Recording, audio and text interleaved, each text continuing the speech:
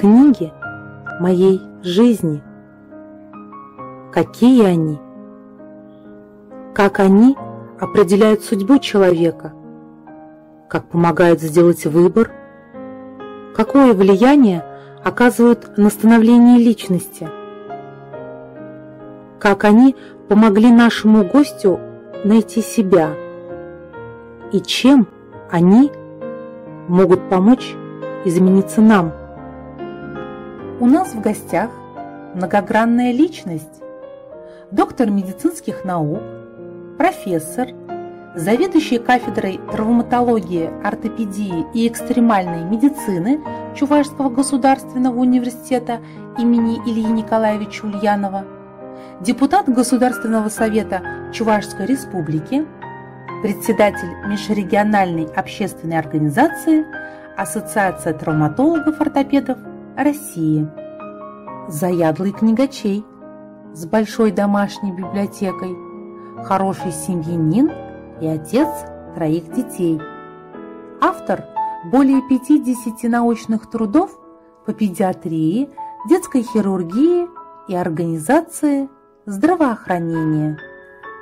В 2018 году за заслуги в области здравоохранения, развития медицинской науки и многолетнюю добросовестную работу награжден медалью ордена за заслуги перед Отечеством 2-й степени. Позвольте представить вам главного врача Федерального центра травматологии, ортопедии и эндопротезирования Николая Станиславовича Николаева. Расскажите о вашем детстве. Какие книги вы в детстве читали или в юношеском возрасте? Спасибо. Детство у меня было очень интересным и активным, можно сказать, пионерским. Я воспитывался в обыкновенной советской школе в городе Чебоксары, школа номер 40 в Новоюжном районе. И тогда, как и сейчас, школы были очень все большие, заполненные. Я помню, пришел в 1 класс, у нас было 38-39 детей, и даже не хватало пар для того, чтобы всем рассеться. И сейчас тоже мы переживаем такой бум. Строятся новые школы в городе. Это на самом деле замечательно и хорошо. Научился я читать достаточно рано. В 5 лет уже я умел читать такую самую простую детскую литературу. И мои, наверное, первые впечатления — это как раз еще дошкольные, когда я испытывал большое удовлетворение, то, что могу сам читать, потому что до этого все время приходилось просить родителей прочитать сказку, прочитать рассказ. А в мои годы детской литературы было очень много. И более того, когда я учился в начальных классах, наверное, самым стандартным подарком, когда мы шли друг к другу на день рождения, это была какая-либо книга. Наверное, эти традиции до сих пор сохранены, но тогда это было, мне кажется, как-то нечто таким стандартным. Поэтому у каждого школьника, у каждого тогда ребенка, которые воспитывались в 80-е годы, дома была своя библиотека. И, конечно же, в начальных классах любимыми книгами были сказки про старика Хоттабыча, сказки наших отечественных, иностранных авторов.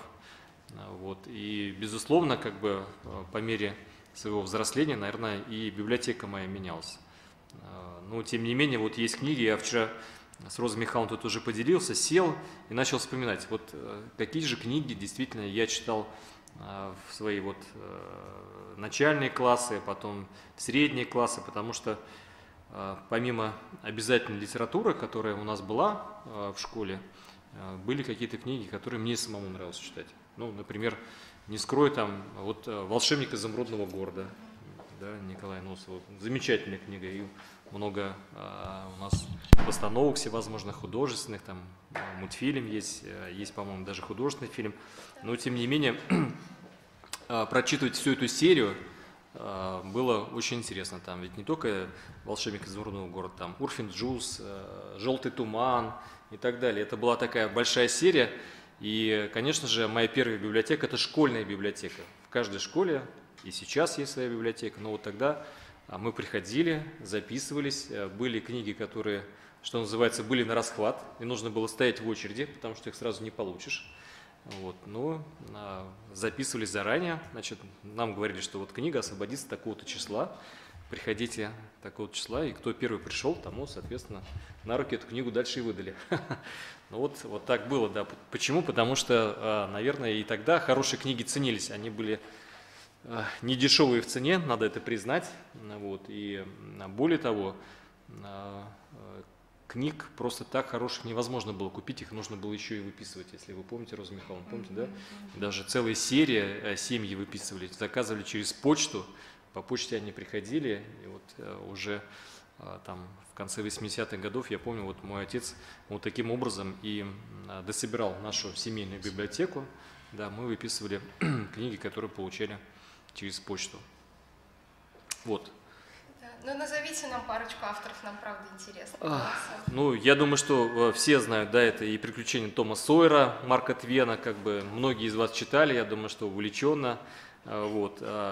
Чуть позже мне очень нравилась такая серия Киры Блучевой, это «Приключения Алисы». Да, и очень много тогда было книг, посвящено этому. Как раз вышел фильм художественный в 84-85 году про Алису Селезневу. Он был тогда, да, «Гость из будущего», очень популярен, и, конечно же, все мы тогда ринулись в библиотеку для того, чтобы прочитать этого автора. Вот, и книга немножко отличалась от художественного фильма, но тем не менее тема она была интересней. И на самом деле любая постановка – это, ну, некая выжимка, наверное, да, из книги. А книгу читать, на мой взгляд, гораздо интереснее. Безусловно, вот Артур Конан Дойл был один из самых тоже моих любимых авторов. Это и Шерлок Холмс, и мне еще вот нравилось произведение «Приключения бригадира Жерара». Вот, на мой взгляд, такая очень веселая книга, динамичная. И вот это про, значит, драгунского полковника во французской армии, который служил во времена Наполеона Бонапарта, и там летопись о том, где он воевал, каким образом сражение, но это все так, с таким юмором большим проходило, что вот она, как-то я помню, читалась очень легко, и буквально можно было прочитать ее за несколько вечеров. В отличие от «Войны и мира», описывающие эти же события. Ну да, да, «Война и мир» — это, конечно, очень сложное произведение, которое изучается в школе, является обязательным к прочтению. Вот, но у меня был 4-томник этой книги, 4 тома. Вот, и я помню, что первый том читался очень тяжело, потому что вступление, где вот начало повествования, да, это вот страниц 150, не меньше, если вы помните. Но вот я так по своим впечатлениям по тем временам вспоминаю, оно, конечно, читается тяжело, но потом входишь вот в эту атмосферу, вот, и уже основные события, они настолько действительно великолепно были описаны Львом Николаевичем и настолько захватывали тебя, что вот когда прочитываешь эту книгу, действительно понимаешь, что это настоящее произведение искусства. Это великое произведение, это достояние нашей русской классики. И, безусловно, конечно, любому зрелому человеку эту книгу необходимо прочитать. Школьные годы тяжело, и вот я не спорю, это сложное произведение, которое тяжело воспринимается, но вот уже будучи взрослым человеком, наверное, да, можно возвращаться к этим книгам. И точно так же, наверное, это вот можно отнести ко многим классическим нашим произведениям. И к Федору Михайловичу Достоевскому, тоже очень сложные произведения, но настолько философские, настолько вот они, скажем так, дают тебе задуматься о том, что же есть бытие, что хорошо в этой жизни, что плохо, какие взаимоотношения между людьми бывают, и какой внутренний мир бывает у людей. Потому что ты думаешь вот на одни и те же происходящие события так, другой человек воспринимает это несколько иначе, а кто-то думает совершенно по-другому. И вот эти все переживания разных людей, разных сословий Федор Михайлович передавал. И, конечно, это сложные вещи, но, тем не менее, для становления личности, на мой взгляд, очень важно, чтобы мы это знали. В школе, да, где-то прочитали? В школе, конечно, да. Это уже средний, старший класс, ну, больше там, наверное, 8-9, вот так вот. Я знаю, что «Война и мир» читается, там же в «Войне и мире» одна глава «Мир», вторая глава «Война», «Мир», «Война», и для девочек, мне кажется, проще читается как раз там, где мир, не военные баталии, а мужчины, ребята, наверное, читают больше с интересом, наверное, военные вот эти, как бы мужскую часть этой книги, мне так кажется. Возможно, да. Да, в любом произведении там же еще очень важны вот эти взаимоотношения, которые между людьми, и там же и любовь, и разочарование встречаются, Ну, да. там третий том вообще очень легко читается, как уже развязка, ближе к развязке. Интересно. Да, совершенно верно. Ростиславич, вот скажите, пожалуйста, вот когда наступило время выбрать профессию, вы выбрали профессию врача, вы выбрали ее вот под каким вашим вот впечатлением в жизни, как это произошло? Ну, если честно, вот я когда учился в школе, особенно в старших классах, тогда как раз были такие активные перестроечные времена, потом мы подходили к эпохе Новой России. Я не сразу хотел стать врачом, мне хотелось, сначала я хотел стать военным, и даже надо вот отметить, что раньше мы, вот школьники, скажем так, активно выписывали еще и журналы.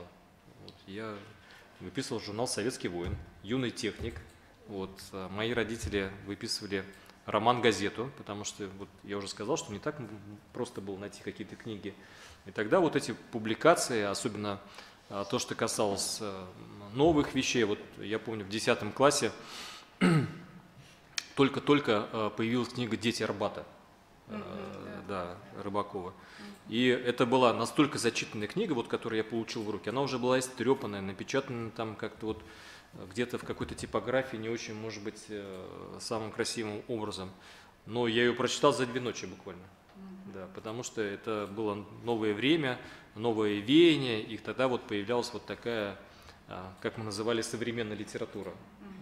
Вот, поэтому... Закрытые страницы истории. Да, да.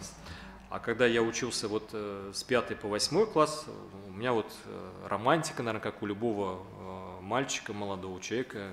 Вот я грезил там военным училищем, поэтому выписывал журнал «Советский воин», читал произведения, связанные, опять-таки, вот с этими вещами.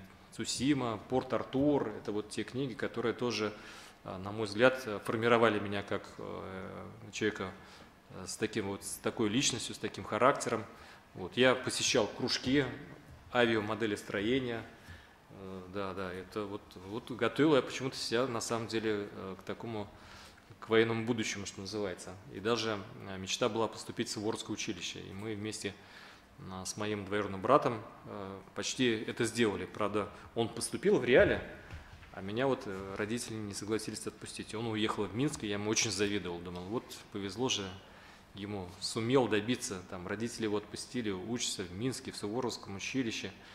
И мы с ним все время, пока он учился, переписывались. И вот я ему так по-белому завидовал. Вот. А потом, уже в более старших классах, у меня был замечательный учитель истории Петров Викентий Васильевич, который очень сильно повлиял на меня, как на молодого человека. А он был учителем истории, и мы с ним дополнительно занимались. Тогда была такая практика, что при ведущих всесоюзных, всероссийских вузах можно было учиться заочно. То есть ты поступаешь, тебе высылают задания, ты их дома делаешь, подготовительно, да, потом отправляешь те контрольные работы. Вот, и мы с ним серьезно изучали историю, занимались. Я даже занимал определенные места на районных, городских олимпиадах, и мне тогда хотелось стать юристом, потому что эта специальность только-только приобретала некие обороты. Вот, тогда в целом, как бы, наверное, общественно-политическая ситуация в стране была такова, что мы все ждали каких-то изменений, перемен, и вот юридическая специальность, она была очень модной, если можно так выразиться. Вот, и, конечно же, а потом так получилось, что да, после окончания школы я поступил в медицинский факультет. Безусловно, я не жалею об этом, но не сразу хотелось мне быть медиком, хотя, безусловно, мой отец был врачом, дома было много очень медицинской литературы, и самое большое впечатление у меня от домашней библиотеки – это еще, конечно, большая медицинская энциклопедия, которая занимала, по-моему, 40 томов. Это достаточно такие толстые, увесистые книги. в хорошем таком коричневом жестком переплете, вот, и там можно было найти абсолютно все про любые болезни, вот, но будучи школьником, листать мне эту книгу не очень было интересно, не очень хотелось, потому что, ну, иллюстрации были такие анатомические, да, было немножко жутковато, если честно признаться. Вот. Поэтому я, видя, как, конечно, отец с утра до вечера работает, плюс еще вот эта огромная большая медицинская энциклопедия, я думал, нет, я, наверное, врачом не хочу быть. Ну вот так вот складывался. Да, а в юношестве еще всех ведь, особенно мальчишек, мне кажется, привлекает приключенческая литература. Были ли вы ею так же очарованы, как и все? Жюль Верн, Джек Лондон. Ну, безусловно, конечно, да. И более того, хочу сказать, что мы-то ведь росли во дворе, по большому счету. Да, и тогда было нормальным после школы пойти на улицу, где собирались мы с друзьями. Там, это не 2-3 человека, там, да, это было 10, 15, 20 человек. Мы иногда в каникулы, я помню, там бегали, брызгались водой. Вот такие была такая игра, брызгалки. Набрали старый шампунь, брали старую ручку, продевали. И вот носились по дворам, мочили друг друга. Ну, в прямом смысле этого слова. Вот, поэтому, конечно же, эти книги тоже, безусловно, для меня были интересны. Вот «Человек-амфибия», я помню там, да, Беляева, великолепное произведение. Очень интересно. «Голова профессора Доуэля», вот тот же самый автор там. Это что-то такое фантастическое было, и вместе с тем настолько вот эти приключения увлекали, что, конечно, мне это очень нравилось. Да, а вы не спрашивали у отца, ну, когда читали «Голову профессора Доуэля», а как это возможно, что голова без тела, но живет? Может быть, вам какие-то анатомические детали объяснял отец? Нет, мне больше, конечно, вот тогда поражали, вот, и вообще много было тогда фантастической литературы, она так и называлась. Литература, библиотека фантастики, да. Вот это был целый класс литературы, который, и много было интересных произведений. Я думал, неужели вот наступят такие времена, когда будут такие вот портативные вещи, чтобы можно было друг с другом разговаривать. А прошло там буквально 10-15 лет, и это все в реале. И сейчас, вот уже будучи взрослым человеком, особенно вот этот год, он же очень такой непростой у нас завершается, да, пандемия. И посмотрите, сколько места занимает у нас сейчас вот эти технологии цифровые. Особенно то, что касается искусственного интеллекта, которые пришли в медицину. Ведь сейчас искусственный интеллект может поставить диагноз человеку, а тогда это казалось фантастикой. И вот эти компьютеры, да, понятно, что у нас компьютерные классы появлялись в конце 80-х годов, но они были очень простые, примитивные, чтобы написать какую-то программу, уходило очень много времени. Хотя научные фантасты описывали такие вещи в книгах, которые казались, ну, несбыточными. То есть я, наверное, проживу жизнь, никогда это в жизни не увижу. А сейчас мы видим, что вот вчера в новостях я прочитал, там первый вертолет пролетел над Марсом. Над Марсом, да. Илон Маск запустил. Вот, видите, насколько все быстро. Значит, в Москве запускается программа, искусственный интеллект будет отслеживать всю судьбу пациента, начиная с вызова скорой медицинской помощи, заканчивая прохождение через или поликлинику, или через стационар, и даже уже потом на этапе катамнеза, то есть называемого после стационарного наблюдения. Вот это все в нашей жизни. И это все вот когда-то какие-то элементы описывались в научной фантастике. Какая литература, вот именно художественная, не научная, повлияла на ваше мировоззрение, на то, что вы стали врачом? Может, там Чехов, он же про врачей писал, он сам был врачом.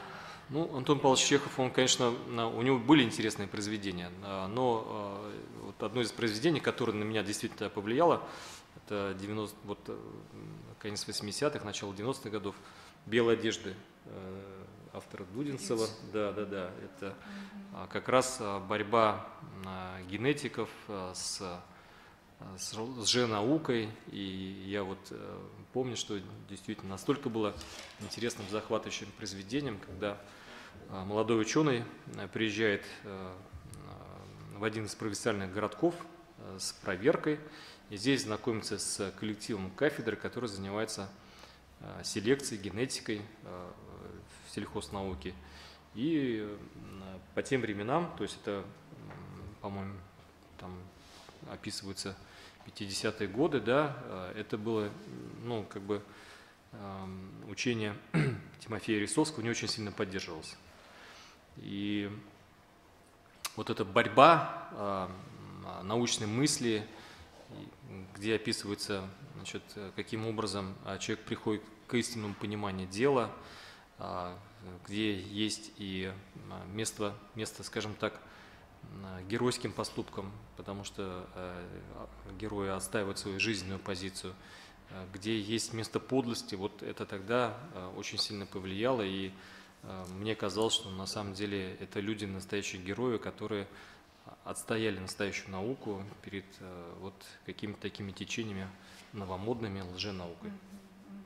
Вот, такое было произведение очень, которое осталось у меня в памяти. То, что касается с переменами, с новым временем, ну вот «Дети Арбата», там я уже повторял, да, это тоже интересное произведение, вот, которое мне тоже очень серьезно запомнилось. Я сопереживал, там, думаю, как непросто было в те времена, когда вот 30-е годы, тогда ведь много было уже информации по поводу 30-х годов, тех репрессий, которые действительно проходили. Ну, где-то что-то было художественно приукрашено, это прекрасно понимаю, а что-то действительно имело место, и вот эти переживания юношеские, они через меня тоже проходили. А какую литературу вы сейчас читаете в свободное время? Какие авторы вам нравятся больше всего?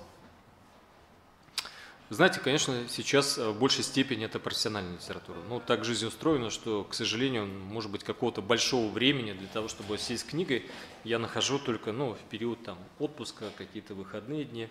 Ну, вот здесь есть на этой полке вот несколько книг, например, Генри Марш. Мне нравится очень произведение этого английского доктора. Вот, у него есть целая серия, значит, «Не навреди». Далее это «Призвание» книги. Вот мне они очень нравятся. Почему? Потому что это врач-нейрохирург, который описывает свои переживания, общаясь с пациентами. Он рассказывает о своей молодости, о том, как ему тяжело было учиться, насколько, так сказать, как он проходил этап становления хирургом, через каких пациентов, через какой труд. И дальше, уже будучи в зрелом возрасте, он смотрит на свою специальность несколько с другого ракурса, видит современное отношение системы здравоохранения к пациентам, сравнивает себя, уже зрелого хирурга, с нынешним поколением. Вот это что-то, ну, вот, очень такое близкое для меня, и вот эта серия книг, она для меня вот в последнее время, ну как в последнее время, я ее читал года 3-4 назад, но для меня была очень интересной. Да, это вот то, что она у нас есть в библиотеке. касается профессиональной литературы. В этом году на день рождения мне подарили книгу Николая Ивановича Пирогова «Быть хирургом». Это то произведение, которое он сам написал. Вот. Но хочу сказать, это не просто эта книга читается, это потому что такое философское размышление над собственной жизнью, над происходящими процессами, что есть бытие, насколько оно имеет объективные и субъективные характеры, что есть разум человека, что есть духовное воспитание. Вот. И насколько я понял из этой книги, Николай Иванович был очень верующим человеком, и христианская религия в конце жизни его сыграла большую роль вот на написании этой книги. То есть он уже писал в конце своих жизненных лет. Ну, тоже интересное произведение. Вот, хотя Николая Ивановича мы знаем как автора там, скажем так, больше, наверное, атласа определенных методик хирургических, оперативных. Но я вот никогда не думал, что у него есть такая интересная книга. Здорово. А вот если говорить про библиотеки в 21 веке, это же век технологий, и вот как вы относитесь к тому, что вот люди сейчас начинают слушать аудиокниги или больше посещают электронные библиотеки, нежели реальные? Как вы к этому относитесь? Да нормально отношусь, мне кажется, это неплохо. Почему? Потому что на самом деле ведь важно осмысление содержания книги, да, чтобы пропустить ее через себя. То есть ну, понятно, что ты, когда читаешь, ты полностью увлечен и погружен в это. Когда ты слушаешь, ты, может быть, можешь делать какие-то параллельные работы, действия. Но, да, но вот если не получается, это здорово. Почему? Потому что самое главное погрузиться в содержание, сопереживать героям, понимать ту мысль, которую автор хотел бы заложить в том или ином произведении. Ну вот, например, «Отцы и дети», да? Все ведь в школе, я так надеюсь, проходили эту книгу, да? Ну, тяжелое произведение, согласитесь. Ну, в конце даже всплакнуть хочется. Да, тяжелое произведение. Почему? Потому что очень много взаимоотношений. Не только между молодым поколением и отцом, там, его братом, там, да, но и даже между основными героями. Вот. И действительно, не всегда там понимаешь, что хотел сказать Базаров, какими-то своими фразами, какими-то мыслями, идеями, к чему он вообще в жизни стремится. Хотя нигилизм, который описывается в этой книге, да, он там сродни к бунтарству, к чему-то такому новому, можно увлеченно говорить, что ну да, вот действительно у Базарова такие передовые мысли. Но ведь содержание за этим никаким не следует. И получается так, что, к сожалению, он себя в этой жизни не нашел. Да, то есть лозунги остались лозунгами, ничего не сделал, потом заболел брюшным тифом, и жизнь на этом оборвалась. Ну, вот это же тоже как бы надо понять. Хорошо, да, можно критиковать все и вся, но что ты оставишь, скажем так, после себя, это очень важно. И как раз, мне кажется, основная мысль этой книги в том, что человек на этом свете должен оставить какой-то след положительный. Сложное произведение для школы, конечно, сложное, но школа для этого нужна, чтобы человека научить мыслить. И мыслить самостоятельно, чтобы он сам приходил и доходил до каких-то умозаключений, прочитав книгу, ознакомившись с какой-то литературой. Вот я так думаю. А что вы тогда порекомендуете еще вот нашим сегодняшним зрителям, нашей публике к прочтению, ваше мнение, которое как раз заставит человека думать, о чем-то задуматься, научиться анализировать? Ну, в каждом возрасте у каждого свой интерес. Вот здесь находятся молодые ребята, и я убежден, что как бы у них свои интересы в жизни. Вот сейчас современная литература, она очень разнообразная. Я честно скажу, что мало читаю современную литературу, больше читаю даже некую публицистику. Вот мне, например, интересно мнение каких-то политиков. Ну, вот я читал недавно Генри Киссинджера, там, Уинстона Черчилля. Да?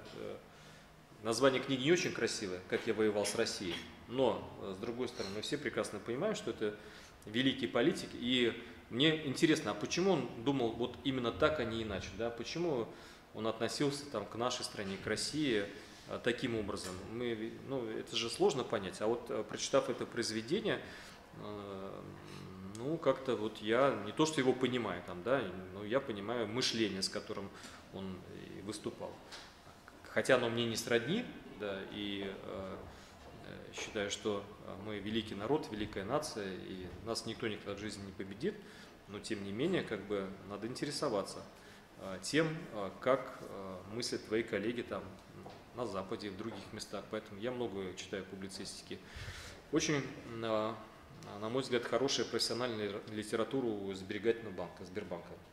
Она касается, конечно, неких экономических выкладок, но мне, например, понравились такие книги «Почему одни страны бедные, а другие богатые». Вот мне, как управленцу, пускай это не очень, может быть, красивое слово, менеджер, да, но я же, помимо еще как вот врач, я еще должен заботиться о том, чтобы мы двигались в том направлении и понимать основные тенденции развития экономики.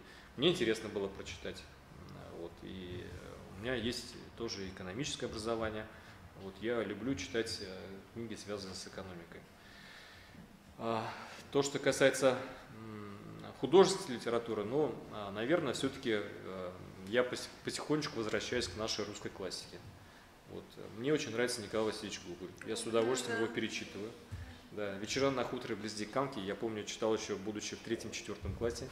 Сейчас я эти произведения читаю снова, и, знаете, снова я лежу, и мне хочется смеяться иногда по вечерам. У меня появляется улыбка на лице, я засыпаю в хорошем настроении. Почему? Потому что прочитал очень интересный, веселый рассказ. Записки сумасшедшего тоже смешно. Да. Поэтому почему бы нет? Надо возвращаться к тем книгам, которые, ну, ты когда-то прочитал, они оставили след, да, но, может быть, ты до конца не понял, может быть, тебе что-то еще раз хотел. А может быть, просто пережить вот эти положительные эмоции, это тоже очень здорово, на мой взгляд. Да, классика, она такая. Если сравнить с современной литературой, там... Ну да, классика, она поэтому и стала классикой, ведь потому что она прошла проверку временем и остается актуальной на протяжении нескольких сотен лет. Да. Как, например, Ну, Достоевский, да. его вопросы, которые он ставил в своих произведениях, именно вопросы, и он не дает ответов, они ведь до сих пор актуальны. Вот, перечитываешь даже, задумываешься о чем-то, почему Иван Карамазов думал так. И я до сих пор не нашла для себя ответа, вот разрешение этого вопроса. Наверное, этим как раз классика и сильна. Ну вот Иван Сергеевич Тургенев мне, например, тоже очень нравится как классик. Почему? Он читается легко. Там основные такие вот взаимоотношения между людьми, мужчиной и женщиной, да, это классические отношения, да, очень высокие. И мне нравится его читать. Почему бы нет? То есть вам больше нравятся русские авторы, нежели зарубежные? Зарубежную литературу? Ну, они в большей степени как-то, может быть, повлияли на меня, потому что это была основа нашей школьной литературы. Вот, и у меня действительно, вот у нас в семье было очень много книг русских классиков, поэтому, да, вот, Иван Сергеевич, 12 томов, вот весь 12-томник у нас был в семье, я помню. Поэтому, конечно же, это было интересно. Хотя, то, что касается и зарубежной литературы, ну, есть приключенческие рассказы, там, никто, как бы, я думаю, что все читали, там, ну, не знаю, Робинзона Крузо, вот, кого угодно, там, да, правильно? Да. Александра Дюма, Свифта, да. Гарпо, тоже интересно, Диккенс, детские рассказы. Вальтер Скотт тоже. Вот Вальтер Скотт, да, вот тоже это один из моих любимейших авторов. Да, почему? Потому что рыцарство, да, средние века, вот, Айвенго, там много же таких очень произведений. Поэтому я думаю, что литература должна быть разнообразной на самом деле. И под настроение, что называется. Не надо никогда стесняться заходить в книжный магазин. Я это делаю вот до сих пор с большим удовольствием. Не всегда я, может быть, нахожу какую-то книгу, которую бы хотел бы прочитать, но даже пройтись, посмотреть, что есть в современной литературе, какие новинки появились, подержать книгу в руках, но это совершенно другие впечатления, нежели, там, допустим, держать в руках тот же самый iPad там, и как-то пролистывать. Да. Вот я за... Лично тоже считаю, что самое замечательное вот в чтении как раз вот такое спонтанное, свободное чтение, когда тебя несет вот так вот, значит, ты приходишь, получаешь совершенно случайно какую-то книгу, потом ты ее читаешь, начинаешь интересоваться этим же автором, потом ты выстраиваешь собственный путь, вот это твой индивидуальный путь чтения. В этом смысле, конечно, вот чтение по программе, вот то, которое есть у филологов, вы филологи, вы обязаны читать. Но вот для вот ребят, которые являются учащимися не вот филологических факультетов, а вот, скажем, медики, мне кажется, самое вообще дорогое, самое интересное — выстроить свой индивидуальный путь чтения. Пусть он будет чуть-чуть расходиться с тем, что читают все, допустим. Да? Вот это вот хотела бы, конечно, ребятам вот сказать об этом, потому что чтение, извините, что я вас перебиваю. Да нет, Розмихал, да. Конечно, вот это интересно, потому что только там тебя ждут твои открытия. Вот именно ты нашел свою книгу, ты ее открыл, и только вот это самое такое ценное, потому что следующая книга, она не случайно становится для тебя, понимаете, да? Там есть какая-то внутренняя логика, твое личное развитие. Поэтому вот в этом смысле, конечно, свободное, открытое, спонтанное чтение — это самое ценное, как мне кажется, чтение. Согласитесь, наверное. Конечно, да, конечно, безусловно. То, что мы сыры пока не можем себе позволить Да. без учебной программы, да, наверное, у нас так стопочка копится того, что мы хотим прочитать, но пока не успеваем. Да, и Ну есть вот, поверье. поскольку здесь у нас студенты-медики, там, мои коллеги, мне вот, например, было также интересно читать, вот я что мог бы порекомендовать им, Навальной, тоже современное произведение, есть у него целая серия, значит, «История человечества». Вот последнюю книгу, которую я прочитал из его серии, это «Homo Deus», которую мне тоже подарили на день рождения, мой сын, кстати, подарил. Вот он знал, что я уже прочитал 2 книги этого автора, а вот последняя книга касалась будущего человечества. Почитайте, очень интересно. Это уже не научная фантастика, но... Вы сказали, кто? Войну? Навальной автор. Да, есть такой современный израильский автор. Да, да. Вот он пишет, значит, про историю человечества, про настоящее и, соответственно, свое видение будущего человечества. Это научно-популярная литература, Да, получается. научно-популярная Да, литература. она интересна. Спасибо. Мы тут записали себе Да, уже. да, да. Тут Поэтому список, чтобы дальше. вот если как бы здесь ребята-медики, посмотрите, там действительно для понимания процесса, почему человек на сегодняшний день на своем этапе развития находится именно в этом месте и что его ждет в будущем, вот можно прочитать эту серию.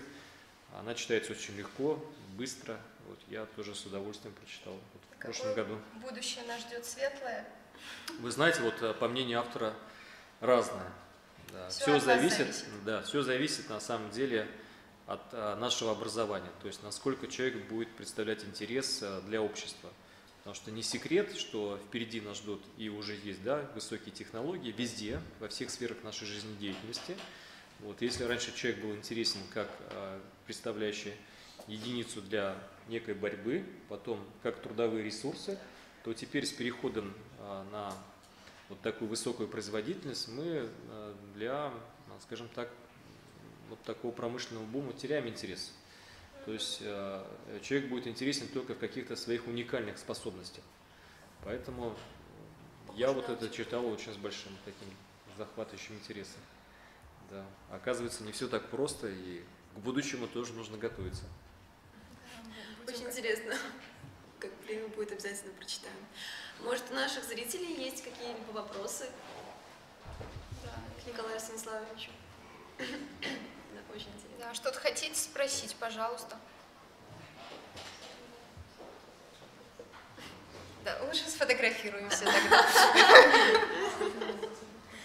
Мне кажется, что нам надо сказать ребятам, вот смотрите, в фонде нашей библиотеки мы действительно имеем литературу, вот ту, которую сейчас нам назвал Николай Станиславович,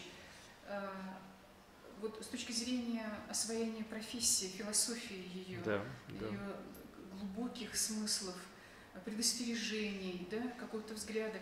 Мне кажется, что нам, Марина Васильевна, мы вполне можем подготовить такую подборку для вас из нашего фонда. Приходите к нам, запишите в библиотеку, мы вас вот такую литературу, да, очень достойный автор, посоветуем, да, очень интересные просто мы книги. её выстроим, да. Потому что иногда бывает очень важно как раз прочесть вот человека, который прошел такой путь, да, уже сделал эти выводы, и прочесть, и быть готовым, правда, пройти Да, профессию вот этот. Как раз здесь вся наша профессия без прикрас, то есть как она есть, со всеми сложностями, трудностями, успехами, неудачами, но это объективная реальность, которая окружает вот врача-хирурга. Поэтому я вот настоятельно рекомендую вам ознакомиться с этой книгой.